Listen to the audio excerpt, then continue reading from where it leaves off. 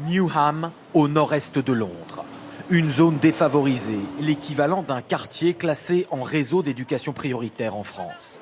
Et pourtant, le collège public du quartier a pu attirer les meilleurs profs, comme Isazour Rahman. Ce professeur de sciences, trentenaire, est payé 6 000 € net par mois. Ayant obtenu un double diplôme en sciences et en pédagogie, il aurait pu trouver du travail dans un environnement plus favorisé.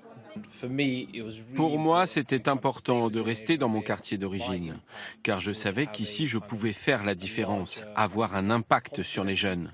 Il faut leur redonner de l'espoir, et pour ça, il faut les meilleurs profs. Et il faut être honnête, pour attirer les meilleurs, il faut bien les payer. Au Royaume-Uni, les établissements sont beaucoup plus autonomes dans leur budget. Ils peuvent payer plus pour certaines matières, avoir moins d'enseignants mais mieux les rémunérer. Ici, c'est donc la directrice qui recrute qui elle veut.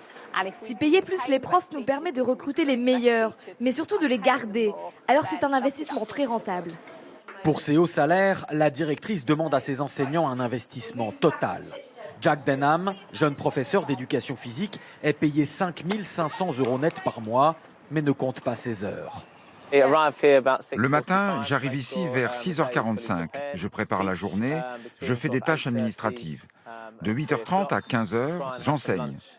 J'essaie d'avaler un sandwich au milieu, puis je m'occupe des clubs sportifs, jusqu'à la fermeture de l'école à 18h30. L'éducation nationale britannique n'hésite pas, comme dans cette vidéo, à faire des campagnes de recrutement axées sur le salaire.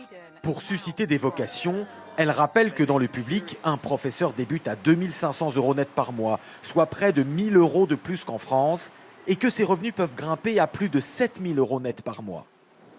Un salaire qui dépend des performances, comme dans ce lycée public.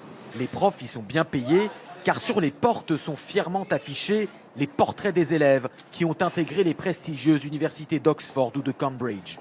Des résultats qui valent aussi aux proviseurs un très haut salaire, 10 000 € net par mois. J'étais avocat dans la finance, dans une banque. J'ai dû accepter une baisse de salaire pour venir dans l'éducation. Mais je voulais aider la communauté, aider la jeunesse. Si on est très compétent, très motivé, je ne vois pas pourquoi on ne pourrait pas gagner un salaire compétitif dans l'enseignement.